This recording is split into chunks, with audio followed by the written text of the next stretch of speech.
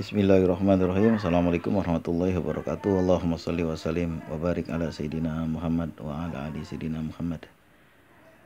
Saya tinggal di sebuah rumah di akhir-akhir kuliah. Itu rumah itu punya Pak Kolonel.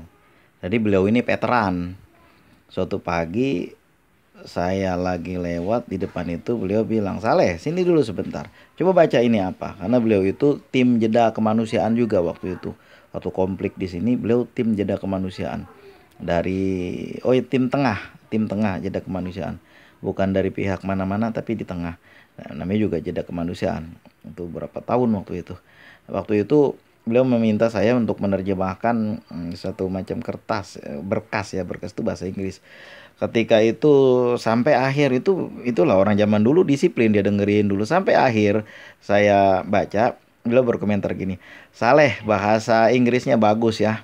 Ya biasa aja Pak, namanya juga mahasiswa. Bahasa Arab kalau mau yang dibilang bagus Pak, bahasa Inggris biasa aja.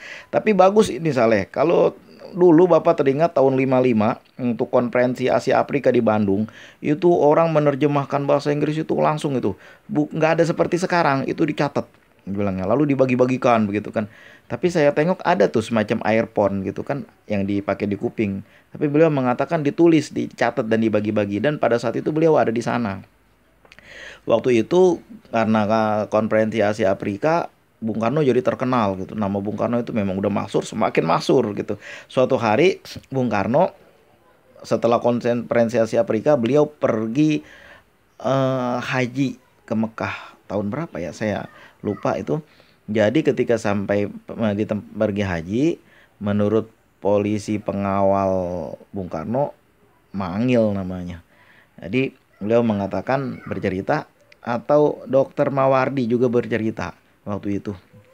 Dokter Presiden Soekarno, beliau bercerita waktu itu Bung Karno begitu dimuliakan sama raja, karena raja senang benar gitu kan. Orang Asia Afrika itu senang semuanya sama Bung Karno, termasuk Korea Utara juga senang dengan Bung Karno. Kan sahabat Bung Karno Kim Il Sung kalau nggak salah kan, itu Korea Utara, kakeknya Kim Jong Un.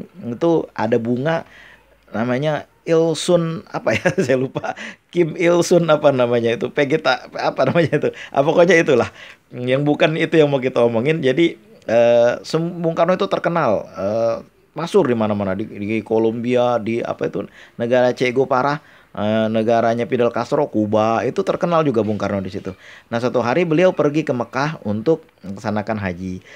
Raja senang betul itu, disambut sama raja, dan juga kemana-mana raja yang ikut mengantar Bung Karno. Nah, Bung Karno pergi ke Madinah.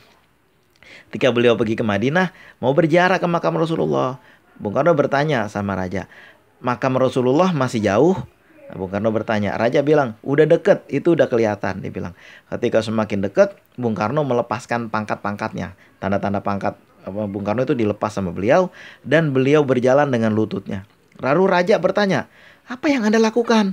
Kurang lebih begitulah. "Apa yang Anda lakukan?" Dia bilang, ya kan. Kata Bung Karno apa? "Di depan kita adalah manusia paling mulia, yang pangkatnya jauh lebih tinggi daripada kita semua." Raja sampai takjub ketika mendengar Bung Karno berbicara seperti itu.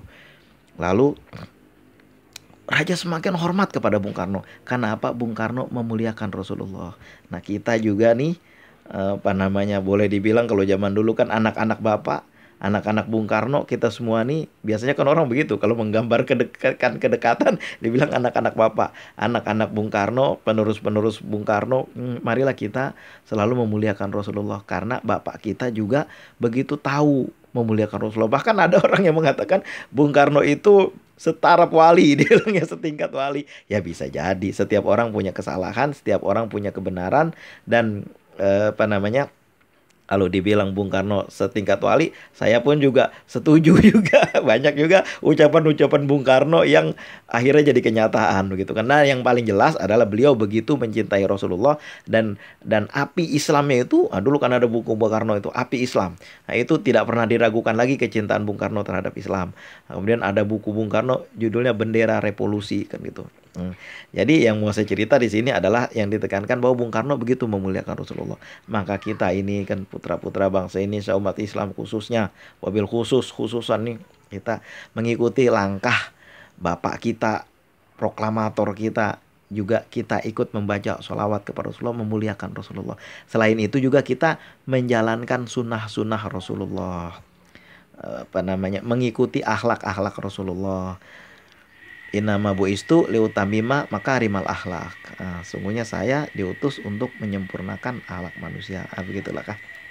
Begitulah kira-kira mau saya cerita tentang Bung Karno yang begitu memuliakan Rasulullah. Sehingga ada suatu orang ulama mengatakan Bung Karno makamnya akan banyak dikunjungi orang lain. Karena beliau mengunjungi makam Rasulullah dengan penuh kemuliaan dan penuh kecintaan. Nah, kurang lebih begitulah.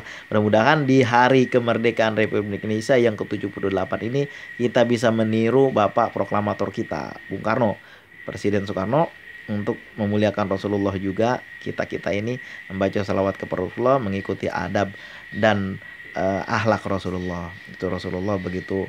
Beliau adalah pribadi yang kompleks, yang semuanya beliau kerjakan. Beliau adalah seorang pendakwah, beliau adalah seorang rasul, beliau seorang nabi, beliau seorang pemimpin rumah tangga, beliau seorang pedagang, beliau seorang jenderal, beliau seorang kepala pemerintahan pada waktu itu.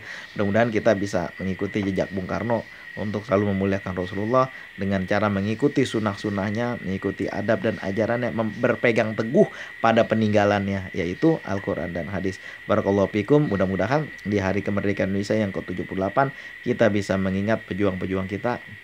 Kita mendoakan pejuang-pejuang kita, semoga Allah menempatkan di tempat-tempat yang mulia. Ada lagu yang dikarang oleh seorang Muslim, yaitu syukur aku sembahkan kehadiratmu Tuhan. Nah, itu lagu syukur itu, pengarang lagu syukur itu ada di situ, ada di dekat Bung Karno ketika kejadian itu terjadi. Barakallahu fikum. Mudah-mudahan kita semua bisa meneladani Rasulullah, meladani juga Bung Karno. Assalamualaikum warahmatullahi wabarakatuh.